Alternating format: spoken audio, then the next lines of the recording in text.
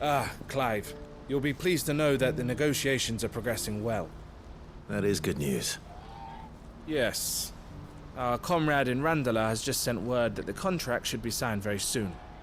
But I still have much and more to prepare. It's a huge undertaking moving this many bearers at once. You couldn't do me a quick favor, could you? What is it this time? More wild beasts? Nothing like that. I just need you to go over to the caravans and ask El how long we have until the bearers arrive. Find out exactly how much faster I need to get all these supplies moved.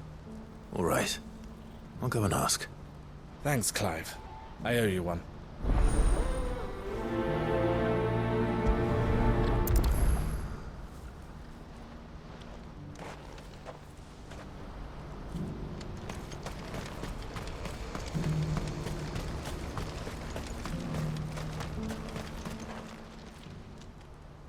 Don't blame yourself, El.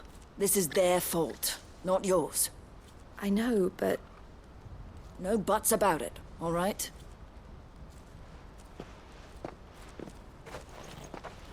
Is something wrong? Vonnie came to give me a message from our intermediary. The talks with the Republican Army have fallen through. They've reached an agreement with the Silver Peak Consortium instead. Though prices have fallen of late, we deliberately offered above the going rate to try and deter other bidders. But the Consortium offered double what we did, and the Army jumped at the chance. You had no opportunity to make a counteroffer? None at all. And we were so close. El? What's happened? I saw Vonnie leaving. She didn't look happy. And with good reason.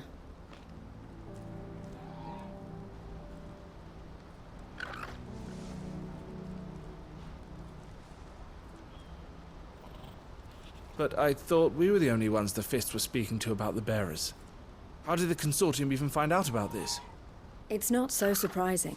They have ears all over the Republic. This isn't over.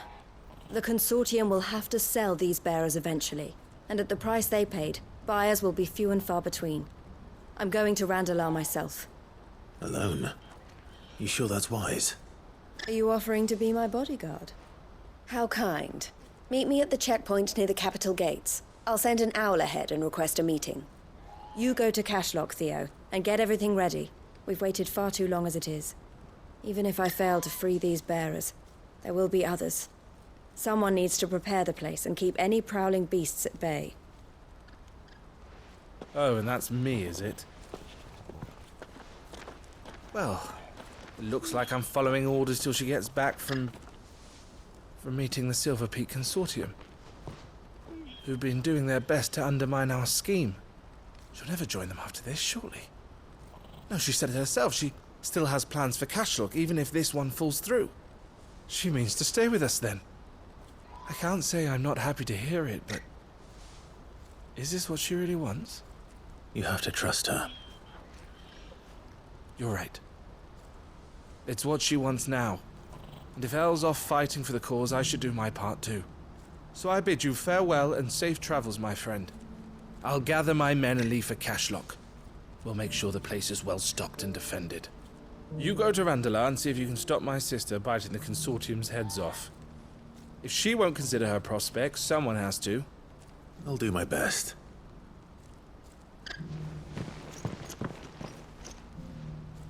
All right. To Randalar, then. And better not keep Eloise waiting.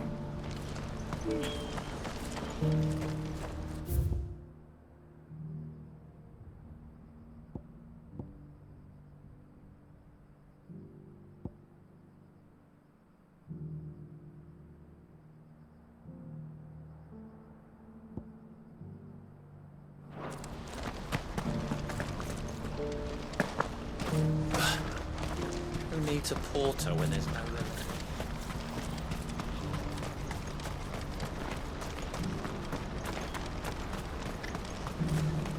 What I wouldn't give for a home meal. Looks like this is the end of the road for us. When are they gonna let us through?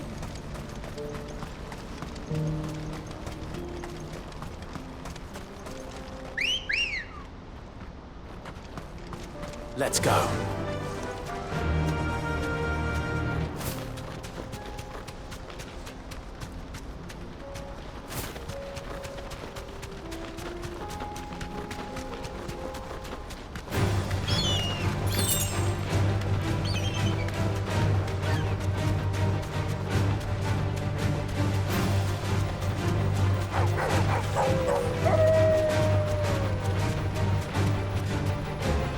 very home now.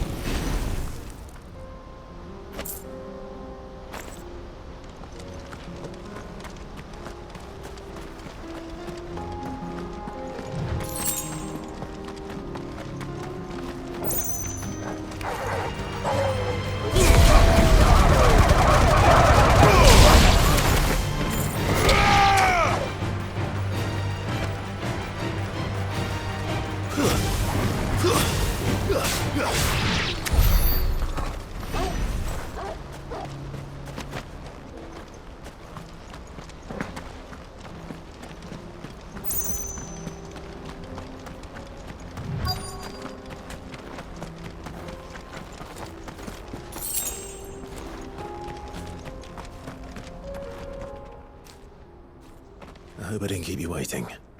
Did you arrange to speak with the consortium? Here they are now. You wish to consult with me? I did. It's about the bearers you recently purchased from the Fist. We had all but finished making arrangements to buy them ourselves, and then you stepped into the fray. You misunderstand. The consortium had an interest in purchasing them from the very first. It was only our regard for you that kept us from bidding. But your hesitancy in accepting our offer to you suggested that the regard was not mutual. And so we resumed our business. I did not hesitate. I am simply not inclined to make such decisions without first giving them due consideration. But what is done is done. Come then. How much do you want for them? Alas, you are too late yet again. We rarely take on such unconventional merchandise without a purchaser in mind. The bearers belong to him now. Who is your buyer? A trader from across the water. A most demanding fellow, if it's any consolation. He insisted the bearers be fed, dressed, even given their own bunks for the voyage over. That's what you get when you deal with continental types. I wouldn't know. Oh yes, the culture on the continent is quite different to ours. They pay good money for bearers not fit for the knacker's yard, and treat them like kings. But as long as they pay... That does sound unusual. No matter then. If they've already left our shores, there's little that can be done. Allow me to withdraw my interest. And with it, my interest in joining your organization. My associates will be sorry to hear that.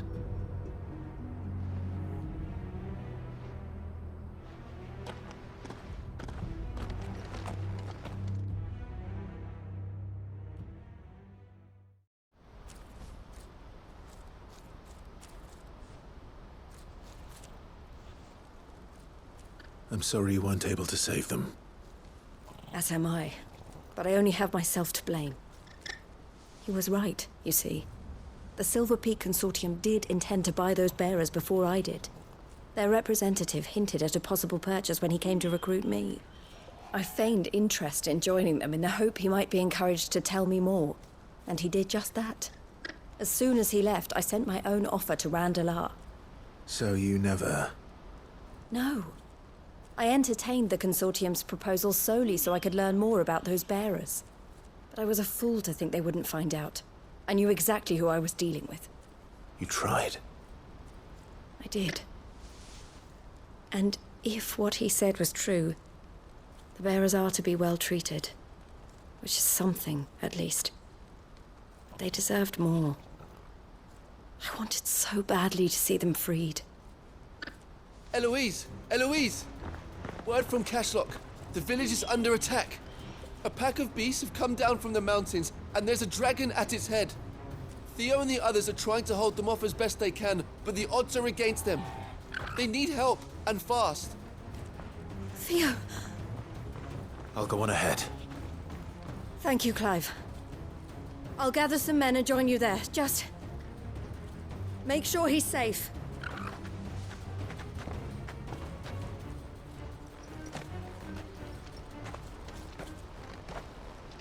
Hold on, Theo. I'm coming.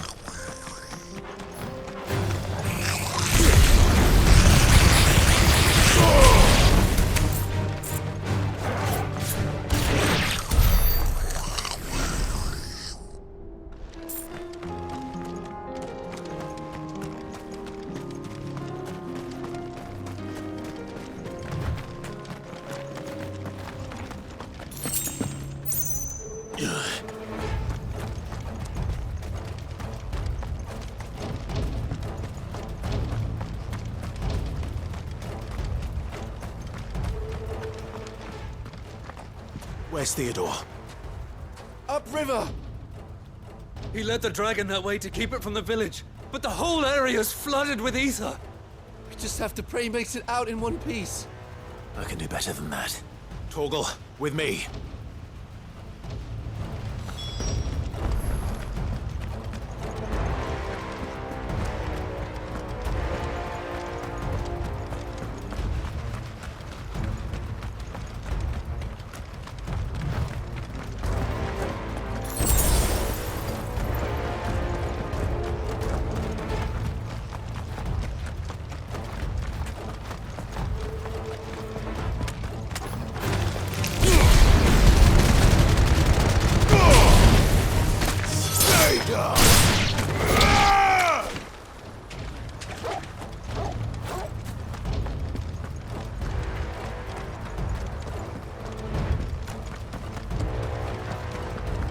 Where are you, Theo?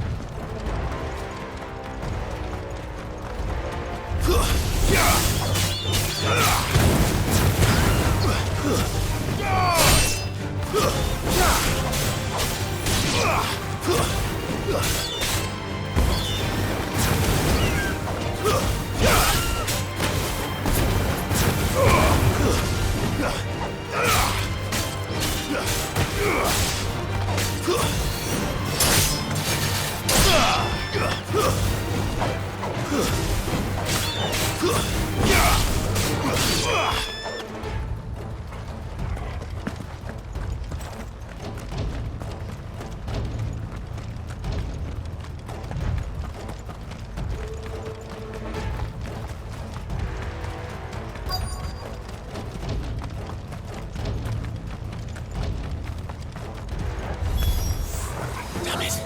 The ether's too thick. These creatures have already turned.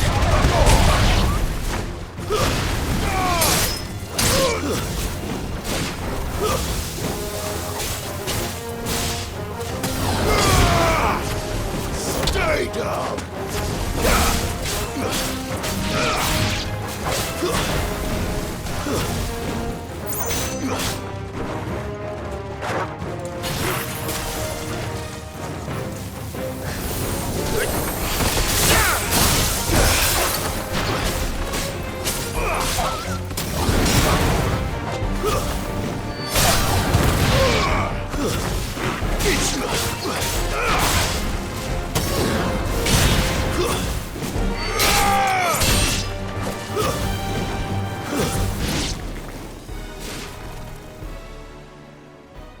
I can't waste any more time.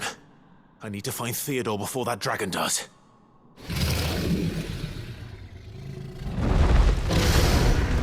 Looks like it's found me. This thing's turned as well. This isn't going to be easy.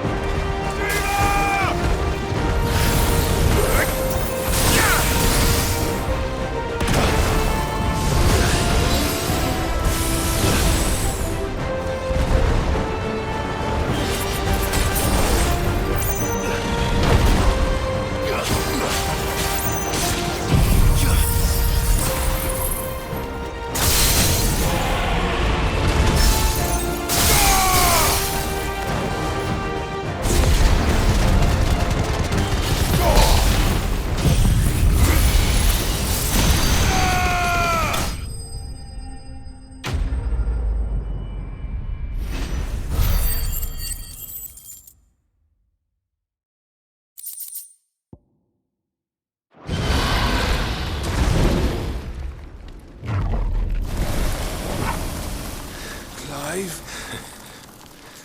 Theodore, you had me worried for...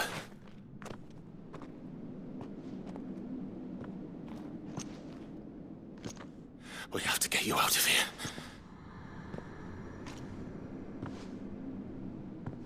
I think it might be a little too late for that. Bearer or no, there's only so much ether a man can take, and that Drake just wouldn't let me leave. You have my thanks, Sid, for finishing what I could not. For keeping Elle's dream. Theodore!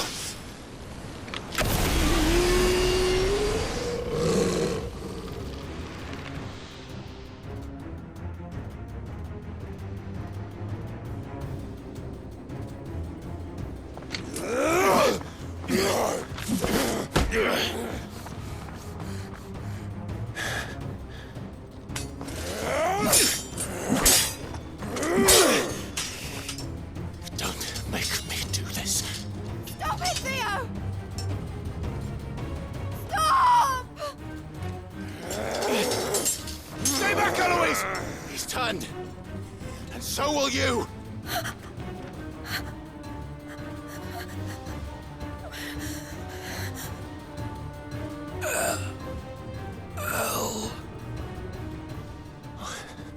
Theodore.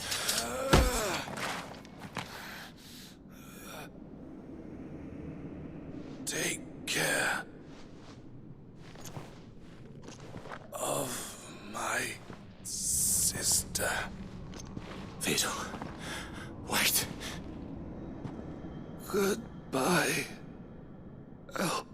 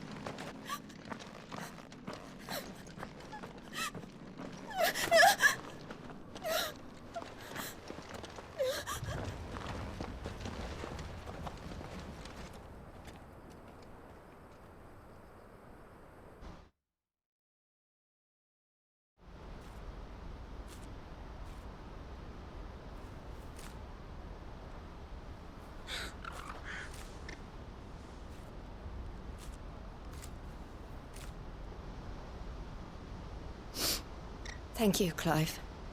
I think I'll be all right now. That was true bravery he showed. Leading the dragon away from the village like that. His first instinct was always to protect people. To put others' well-being before his own. And now he's gone. Because I sent him to that place, against his will. It wasn't against his will. He was ready to do whatever it took to show you he could stand on his own. So that you would finally be free to live your own life. To live my own life. He never could come to terms with the choice I made. What exactly happened? You once told me Theo was the first bearer you ever helped.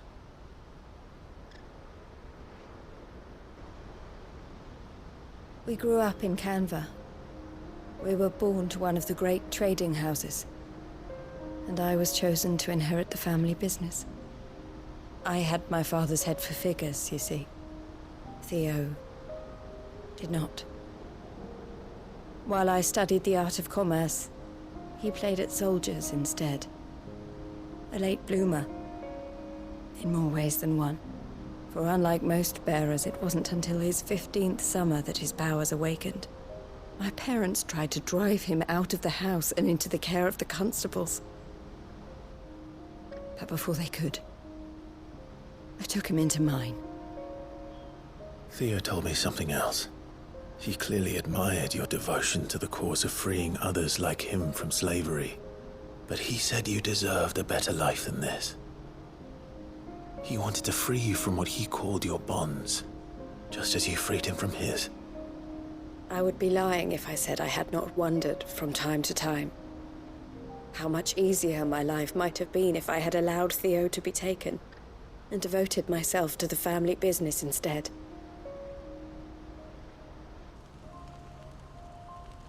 But I have never regretted the decision I made.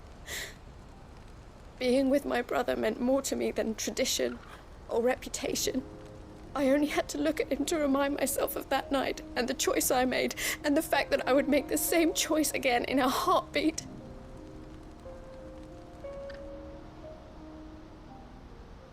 He was never a burden. How could he even think that? If anything, I was the one who weighed him down. You weren't, Eloise. He said it himself, that he had always been grateful to you for saving him, and that he wanted to repay you by letting you live the life you were denied. Neither you nor Theo weighed each other down. You loved one another. You did whatever was necessary to continue living your lives together, and you always would have. You're right. All I ever wanted, all I ever did, it was so we could be together. Oh, Theo, why did you have to...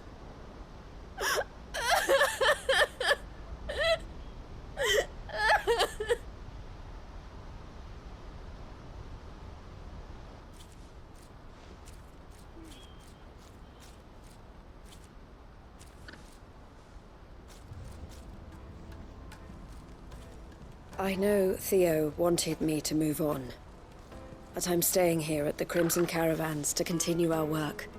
We can make a difference here. We can help people, save them. I need nothing more from life than that. So I'll carry on doing what we do, ensuring that goods, people, bearers get where they need to be, bringing smiles to people's faces just like we always have, and to Theo's, wherever he is. This is the life I have chosen. The life I will always choose. I've made a choice of my own, to continue helping you however I can, whenever you need it. Thank you, Clive. Let's go on together then. For Theodore.